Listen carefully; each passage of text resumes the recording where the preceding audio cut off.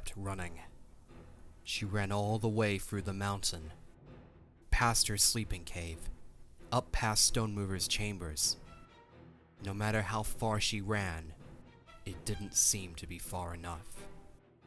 Never far enough from the pain in her chest, from this helpless sense of terror and betrayal. When she ran out of tunnels to run through, she flung herself out the nearest opening and hastily flew into the air. Her wings were almost torn in 2 different directions by the wind before she got them under control. Then, she was soaring up, up, up, until the clouds were below her, and the air was so thin she couldn't breathe. Moon! Stop! Please, you're hurting yourself! Wings folded around her. She dove back down, down, down. The wind stung her eyes. The force sucked her organs back towards the sky. Not until the last possible moment did she snap open her wings again. Membranes stretched as they caught the air and thrust it down to keep her aloft. Adrenaline flushed her neck and wrists with heat, and it burned away all her self-pity. Now she was angry. Very few times in her life had Moon been truly angry, and had the conviction to stay so. Being inside someone's head had a way of deflating that anger when you could see their reasoning and feel their true emotions. For the first time, she was grateful that she couldn't see all the way into Darkstalker's mind. It meant he had nothing to dissuade her fury. Not only did you lie, but you actively tried to keep me from the truth. You wanted me to leave. You even tried to talk over them. How could you do that? How could I have been so stupid? If I hadn't heard that story, would you have ever told me? Or would you have kept on pretending, giving me as much regard as you do a silly little dragonette? The cold air stung her nose. The icy particles in the wintry sky like shards all the way down her throat. She continued to fly around the mountain, stewing in silence. Anger burned her, until she could feel her fire coursing through her veins. Below her, the world was quiet and empty and coated in the serene silver glow of the moons. It made her want to scream into the void, to shatter this illusion of peace. It was a bracelet. His sudden words were quiet, small. She was momentarily confused. But when he didn't continue right away, she probed. What? A bracelet. A wrist cuff. Enchanted to put me to sleep forever. Since I couldn't die, that story about making myself immortal was true. They had to come up with something else. Who did? Fathom and Clearsight. I knew it. I knew when she pulled it out. Right before she put it on me. I thought, Fathom must have touched that. He broke his sacred oath just to betray me. Moon's claws scraped thin gouges into the rock as she came to land on a stone jutting out over the lake. The 1 or 2 sea wings in the rebellion were often found here in the day, fishing. Now, the waters were black and still as a mirror. She stared down at her reflection, at the face that looked naive enough to have fallen for such an obvious trick. You lied to me. Technically, I merely withheld certain information. But Moon, you must realize, I was going to tell you... Really? When? We've known each other for a year and a half. You've had plenty of time. I could say the same thing to you. Aren't you constantly avoiding telling your supposed friends about your powers? That's different. Is it? Moon, please try to understand. I wanted to tell you. Really, I did. But what could I say? There were so many futures where the moment wasn't right, and you hated me, or refused to speak to me again. I was... What? Afraid to lose their friendship? The same way she had been? Her green eyes met those of her reflection, talons reaching up to touch the silver scales at her eyes. I knew you weren't telling me everything, she whispered aloud. but I never thought. I'm not actually a monster, Moon. No matter what the little idiot's ghost stories say. After all this time, can't you tell? His attempt at humor fell flat. Moon glared at her reflection, as if it were Darkstalker himself. It seems history has painted me that way. But perhaps that's what happens when you disappear before you can tell your own story, and only your enemies are left to finish it. Or best friend turned enemies. All right. Explain your side then. Grateful for the chance, he hurriedly filled her head with words. There was no theft. Foeslayer never stole Arctic. He ran away with her. They fell in love and eloped. He betrayed his tribe? Didn't he try to explain himself? Queen Diamond didn't want to hear it. An Icewing choosing his own path, not following orders. The nerve! She waged a war to get Arctic back, and he resented the fact that the rest of us fought to defend ourselves and protect him. And of course, Arctic and Foeslayer had me, a Freest Moonborn animus. Moon tried to imagine what Darkstalker must look like, overlapping the daydream onto her reflection in the water. Were his scales black, white, or a mixture? Did he have the mane of spikes Icewings did? Maybe his claws were more serrated than normal. A random passing thought caught her interest. Even if you're immortal, how are you not mind-addled? When I made myself immortal, I also made myself eternally youthful, forever in my prime, both physically and mentally. I didn't want my mind to decay from the passing of years even when my body couldn't. And then he gave a slightly indignant harumph. You make it sound as if I'm ancient. Winter said the last Icewing animus was centuries ago. 2,000 years, give or take. I've been asleep for a long time, apparently. I suspect this bracelet was supposed to keep me that way forever. So what happened? It's broken. After 2,000 years, anything becomes weaker. And Fathom obviously didn't think to enchant it to never break. The earthquakes that came with the comet must have snapped it off. The night her life changed. Hadn't she experienced some great amount of visions that night too? She hadn't been able to remember them, but what if they tried to warn her of this? Yet even had she listened, did she have a choice but to be here? What else was out there for her? A father hunting her? Or the lurking animus in the shadows of her mind? It was as if forces beyond her control had compelled her down this road, from which she could not stray or draw back from. It was as if her whole life had been a prelude to that moment she heard him, that fateful meeting that changed everything. And now what was she to do? Her claws grabbed hold of a flower, one of the first as the winter began to recede in the time for the coming spring. One by one, she plucked off the petals. I can't believe I was stupid enough to think you were some innocent victim secluded away where I couldn't reach you.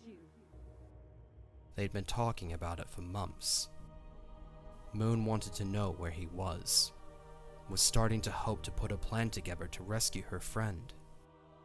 Darkstalker had said that he didn't want her to risk her life, but now she could see the lie for what it was. It burned her with shame. Moon, please don't judge me because of your Icewing's narrow-minded simplifications. The Icewings hated the very thought of me from the moment I hatched. Maybe they knew what you'd become. It's not my fault I was born with these powers. I would think you'd know something about that. But I never plotted to steal any thrones. My father might be bad, but I've never thought of killing him. Arctic was a traitor! There was more venom in his voice when he mentioned that name. I saved the tribe from him. If I didn't, we would have all died. He was a lot worse than I am in those phony ghost stories. As for being king, why not? Just because we've only ever had queens, does that mean that a king is impossible? Why would I have all these gifts if I wasn't supposed to use them to lead and protect the tribe? Closing her eyes tight, she threw away the last remnants of the flower.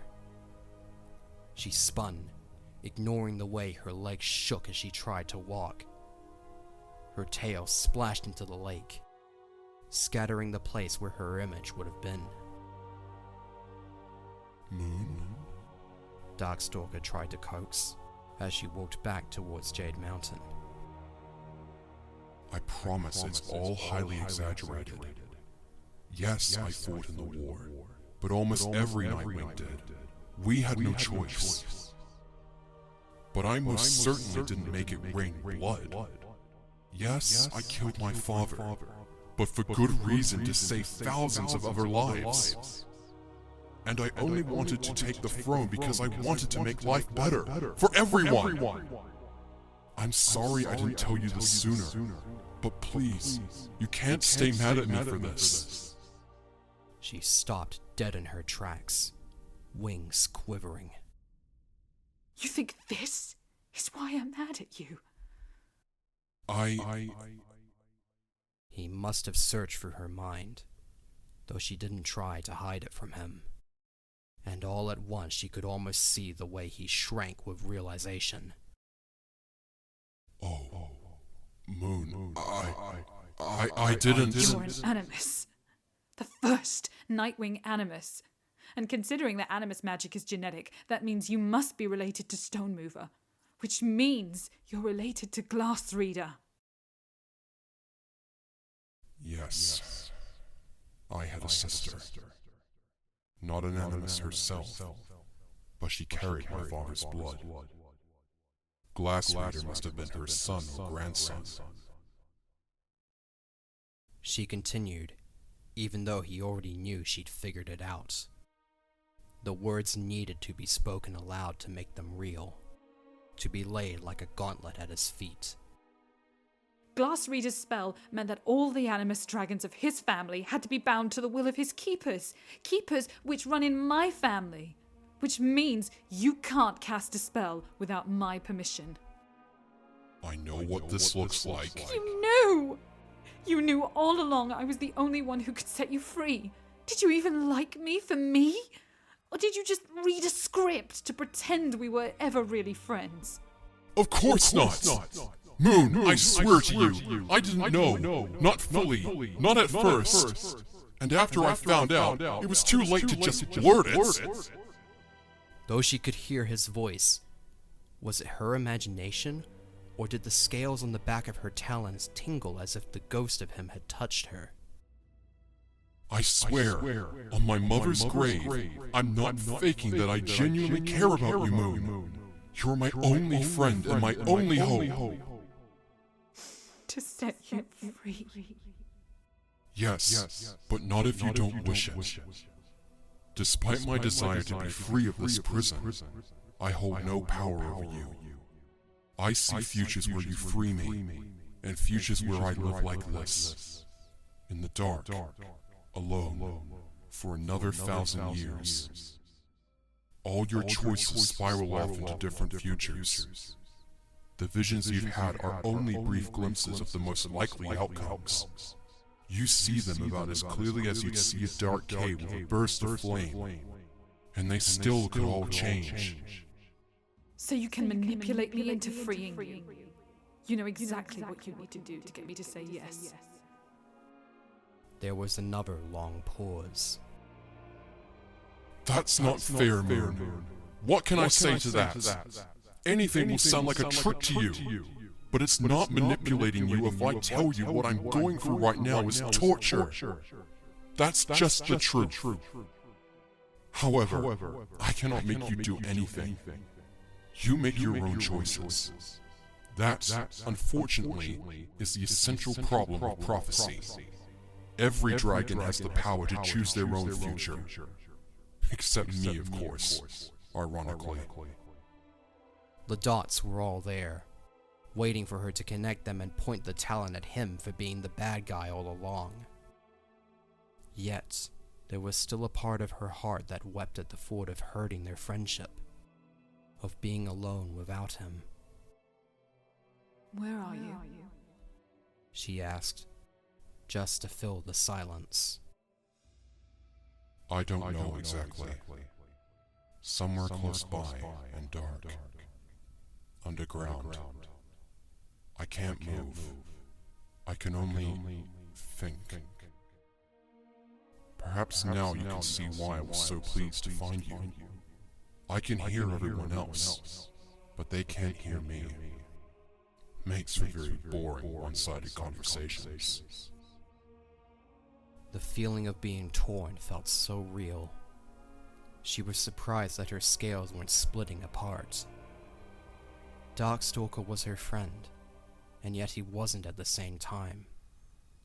He was someone who needed her, someone she could help. And despite the fact she wanted to give Darkstalker the benefit of the doubt, she couldn't help but hear Winter's story repeat over and over in her mind. I can't just set you free. I need time to think about this. About you. Have it. I'll give you anything you want. Help you in any way you want. Just don't take away my only hope, Moon. Please, at least think about it. All right. I'll think about it. I never meant to hurt you. She hung her head wearily. Her wings folded around her, protecting her from the frigid winds. I know.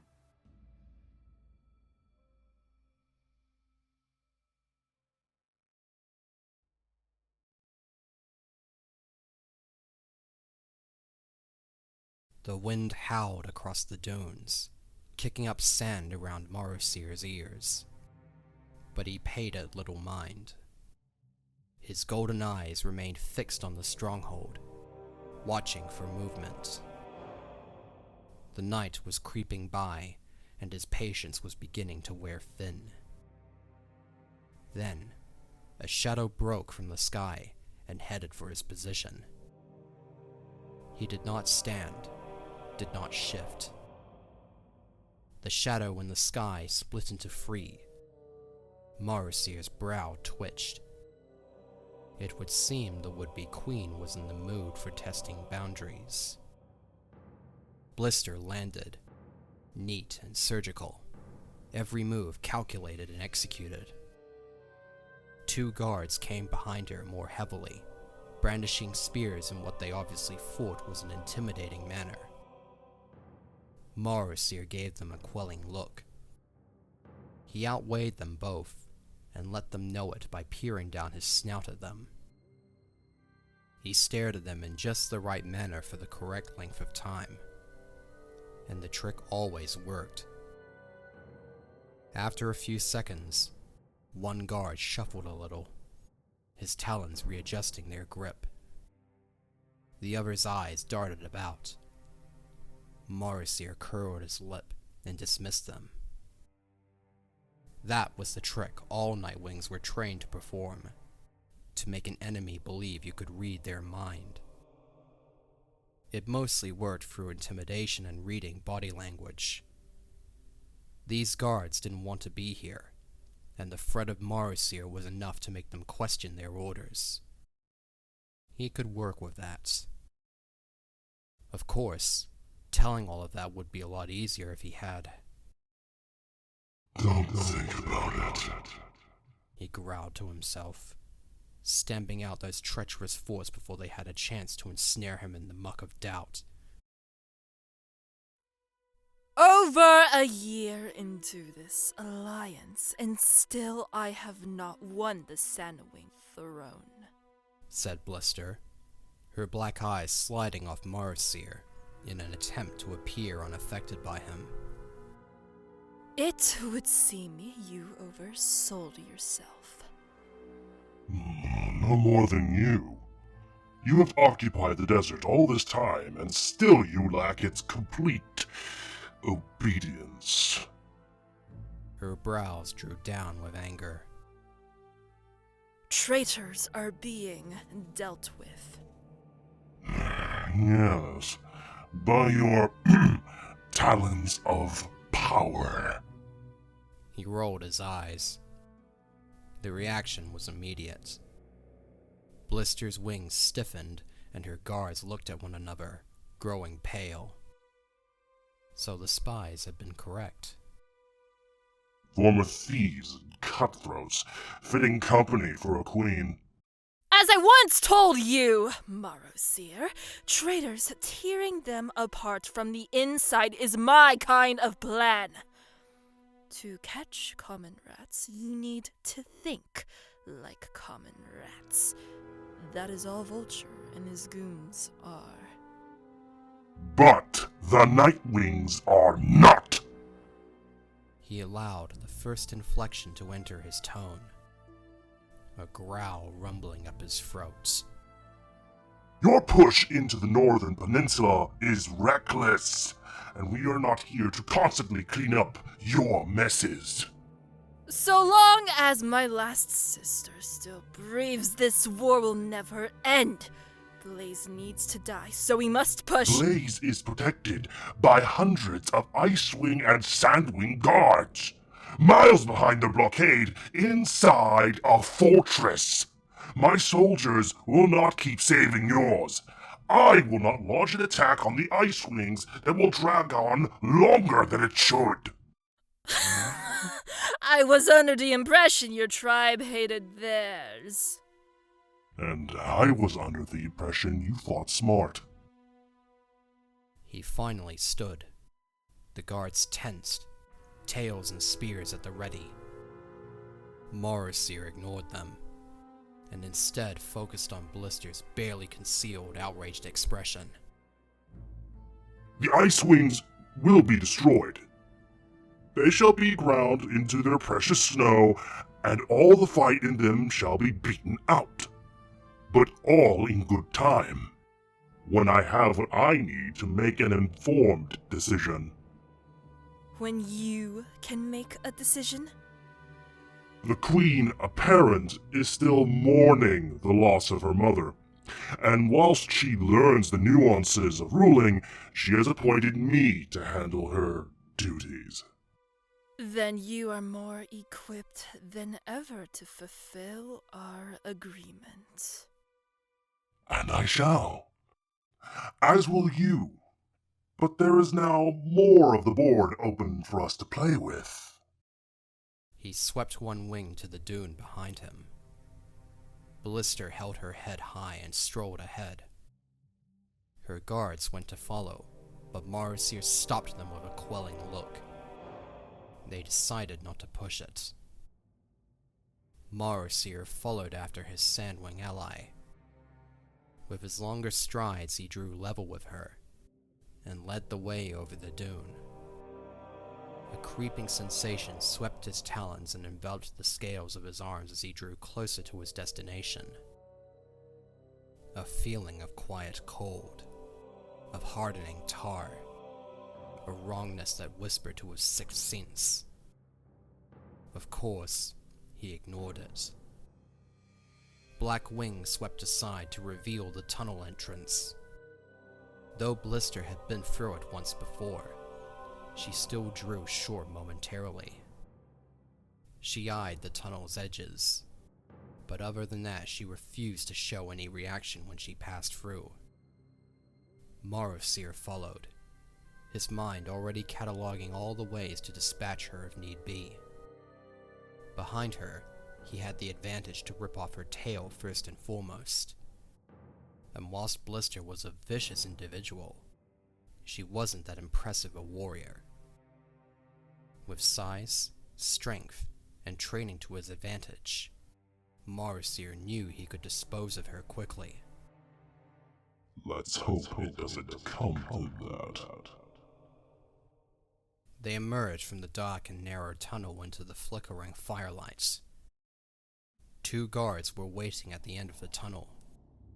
Curved spears, designed to stick in flesh and tear it, were at the ready in their talons. Upon seeing Morrowseer, however, they bowed and stood aside. He led the way again as they came around the side of the waterfall. All the trees in a 100-meter circle had been chopped down, the exposed trunks like stumps of severed heads, bleeding red from the light of the brazier in the center of camp.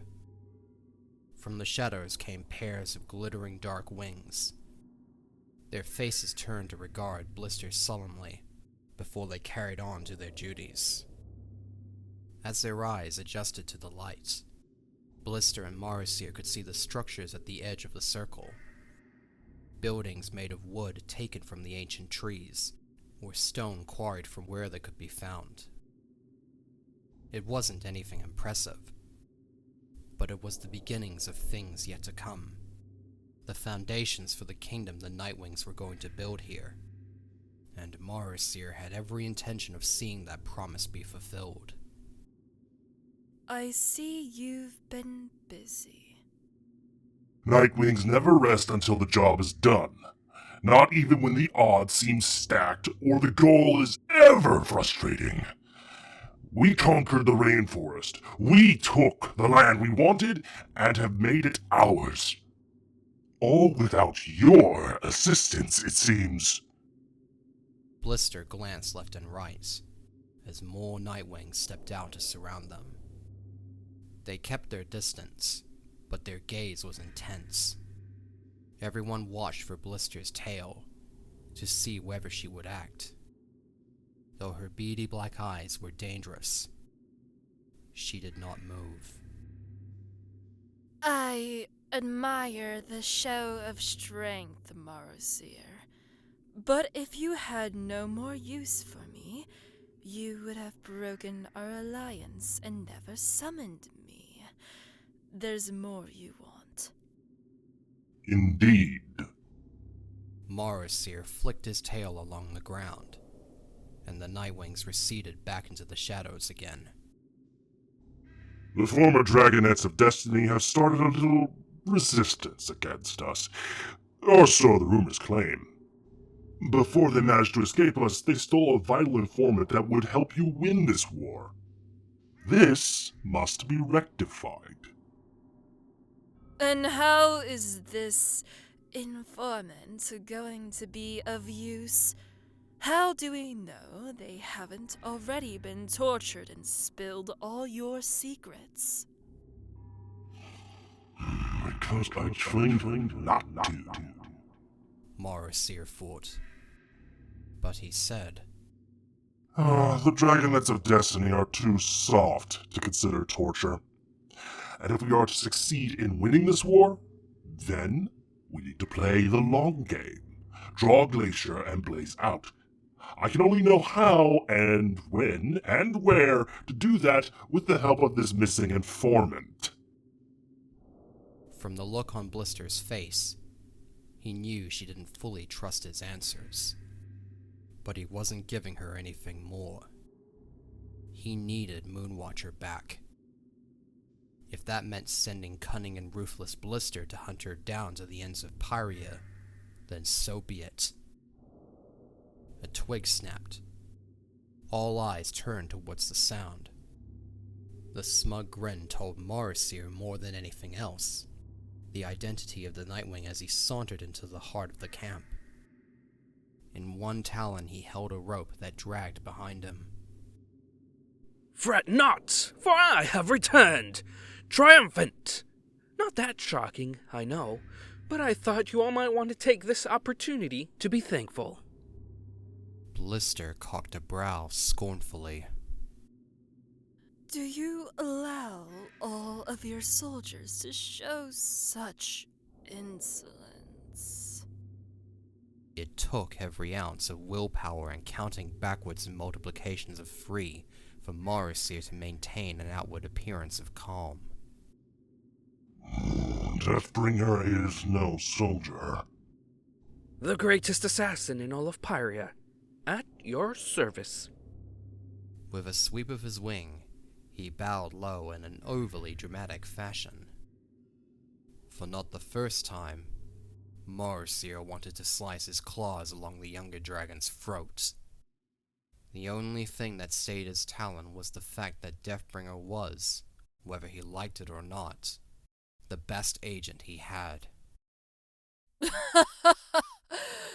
A bold claim. Deathbringer attempts to be amusing in the hope it will stave off future punishment. And on that note, I would like to remind everyone that I did as ordered, again. He pulled on the rope, and a shadow fell into the firelight. Red scales and orange wings flopped to the ground in an undignified manner. Rubies encrusted into the scales along her brows caught the light, drawing attention to her furious yellow eyes. Even if Morrowseer hadn't met this dragon before this moment, he would recognize her by the hideous scar along one side of her face. Her flesh had been melted away around her eye socket and along her cheek, leaving her teeth to clack like a skull, and her eye roll loosely. Queen Scarlet. Of course, rumors had persisted that Scarlet was alive, even after she had been viciously attacked. Yet she disappeared so suddenly that many had doubted. Morrowseer had followed his gut and ordered Deathbringer to track her down. He could see that the former Skywing Queen was a little weak, perhaps both from recovering from her horrendous injury and from her captivity.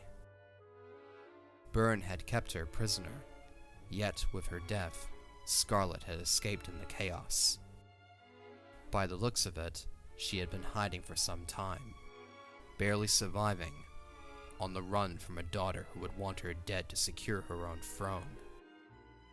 Scarlet stared up at them, growling savagely, smoke pouring out of her nostrils and from between her teeth. She couldn't do much more. Deathbringer had tied the rope tightly around her snout, wrists, and ankles. She could probably do little more except shuffle in any one direction. Yet even when she lay so pathetically, she had the gall to promise gruesome deaths for all of them in her stare.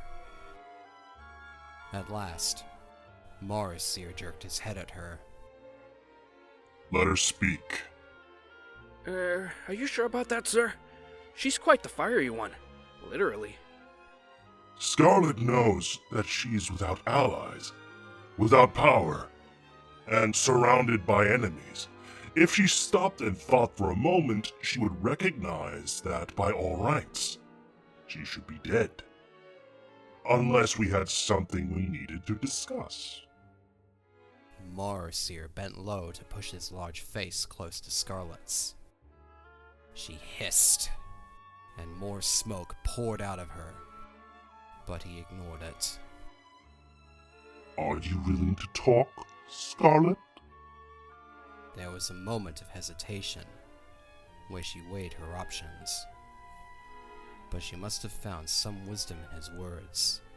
Either that, or she spotted all the hostile dragons around her, and recognized a fight she couldn't win.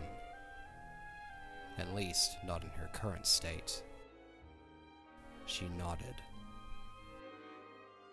Morrowseer pulled back, and Deathbringer reluctantly did as ordered. Don't think me so helpless, Nightwing. Scarlet spat the moment the assassin undid the bonds around her snout. He left the rest of her tied up, however. I didn't stay queen of the Sky Kingdom for so long without good reason. Morrowseer's expression mirrored the one he'd worn when he'd visited her arena. Utter boredom. The fact that you were queen for so long is precisely why I wish to open negotiations with you. Negotiations? Morrowseer, are you forgetting that this wretch was once an enemy of mine? She sided with Burn, directly opposed my candidacy as queen. Scarlet threw her head back as much as she could and laughed. For all your smarts, Burn was more thrilling than you, Blister dear. The Sandwing turned her black eyes on her and stalked around her. Scarlet had to try and twist her head painfully to keep her and her tail in her line of sight. Yes, my sister let you play with your toys until you became just hideous enough to become one of her toys. Was it fun being in my sister's weirdling tower? I heard she likes to do all kinds of experiments on dragons who differentiate from the norm. She completed her circle and tapped her talon on the end of Scarlet's nose, just shy of her scars. The Skywing fought against her bonds and snapped her teeth at Blister's claws. Believe me, if she were alive, I'd be the first in line to gut her, and my traitor's daughter too. How? From what I hear, your kind are quite taken with Ruby. I find her dull-witted, but your subjects are nauseatingly loyal to her. They'd probably kill you themselves before you could ever get close to issuing a challenge. But we could step in on your behalf.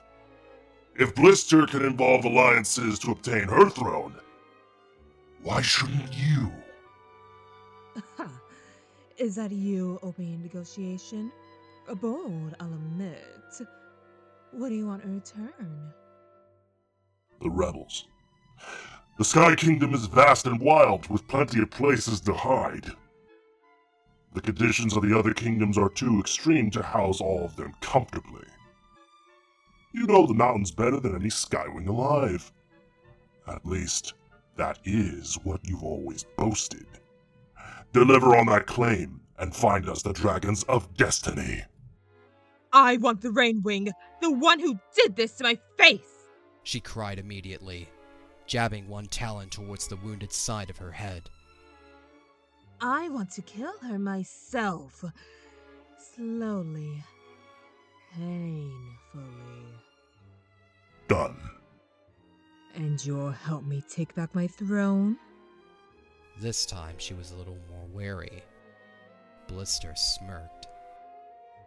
That depends upon how well you perform your task. Oh, don't you worry about that, Blister dear. I have just a plan for that. I won't even have to leave this rainforest.